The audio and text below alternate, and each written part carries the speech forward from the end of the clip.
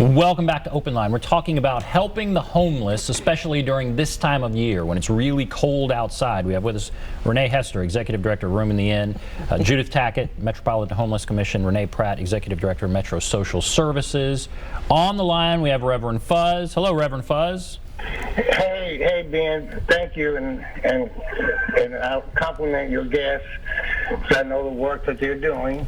I want to make a suggestion, Ben, and see what y'all think. The hurricanes cost like $100 billion, and we had these fundraisers all over the country.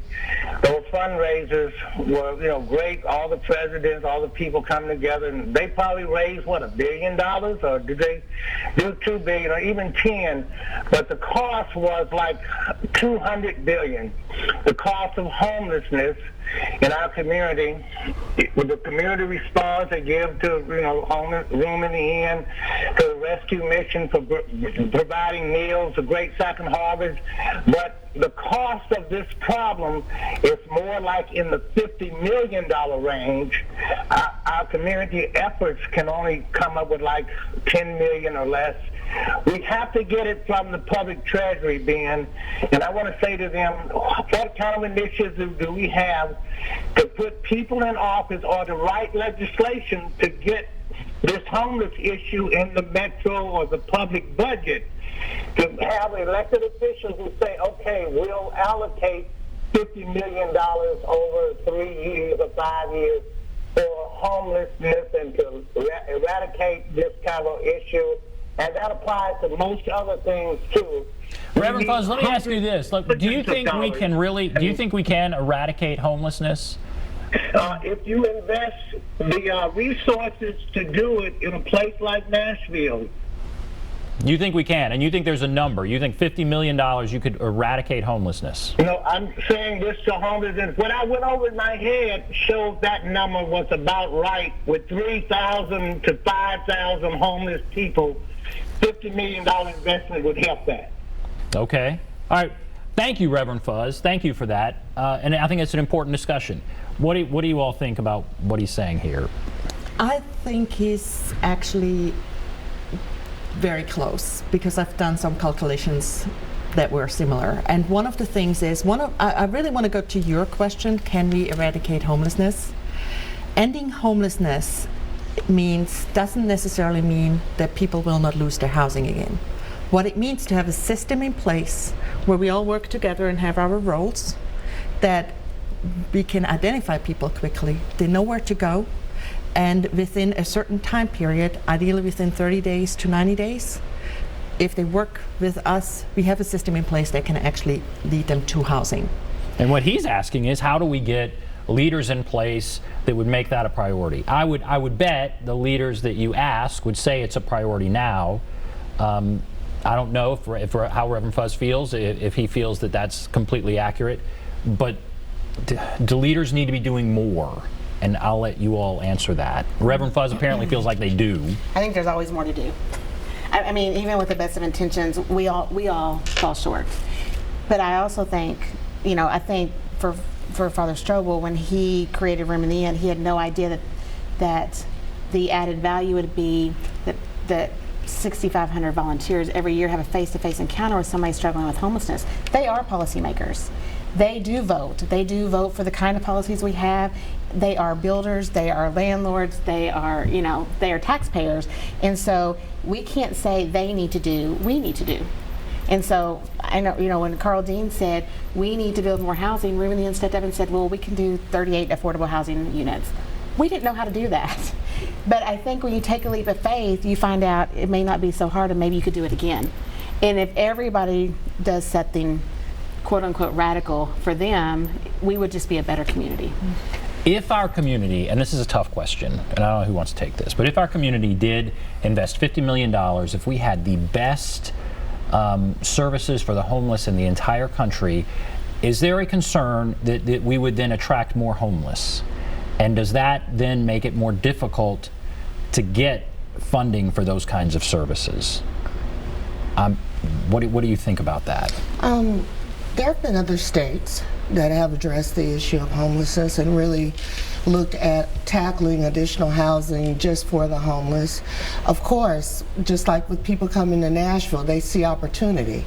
So if we could invest $50 million and identify where the affordable housing needs to be and for whom, I definitely think we'll attract more people. That's just human nature.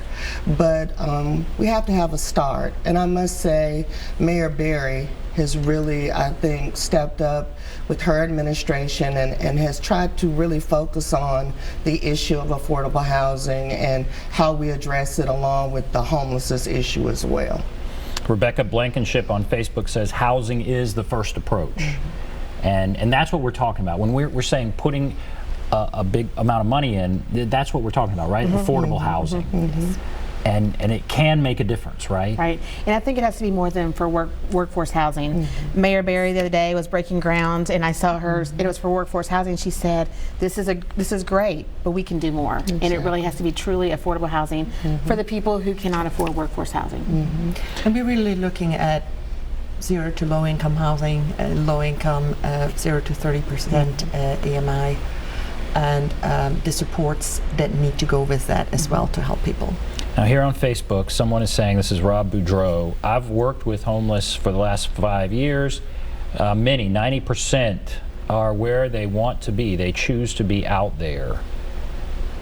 There might be people who feel that way. What do you say? So I think sometimes what looks like laziness is resignation. You know, if you're tired of putting in an application over and over and over again and getting turned down, why do you try again? And so you do find community wherever, you know, we all find community where we are, and it's funny sometimes you find it in the strangest places. And so we do have a community, and they support each other and they care for each other, but I think it's because they're in the foxhole together. I don't know if they chose that. I wonder when they were kids what they actually played, because I never played homeless when I was a kid. I played teacher and doctor and lawyer and astronaut. Those are my dreams, and I hope they had those dreams when they were kids too. And one of the things is also, I hear that question a whole lot, and yet I have still to meet a person. Once you build a relationship and get to know the person who experiences homelessness, and you really dig a little deeper, it wasn't their goal and they're not where they want to be. No. It's just not reality. And I had a veteran tell me one time that if it's 40 miles into the woods, it's 40 miles out. So the longer you're out there, the harder it is to come back into what the rest of us want to say is normal. And you know, there's a lot of fears, there's a lot of mental health, there's a lot of trauma, there's a lot of addiction, and I'm not sure what of that comes first. And it's not mine to judge. And so I think what we're called to do is to care for people right where they are and leave them better than we found them. And it's many barriers to overcome. That's what we see every day. And when you're faced with barriers, multiple barriers into housing, it's hard to step out and say, I can do this alone. We all have to partner to make it happen for the homeless. Well, they can't do it alone. Let's go to Howard. Hello, Howard. Yes. Go right ahead. Hi, I'm Howard Allen. I'm co-founder of the Nashville Homeless Underground. And I wanted to talk about the cold weather plan and then to answer the question, can you eradicate homelessness? I live on the streets in a tent, and I want to let you know you can curb it, but you'll never eradicate it.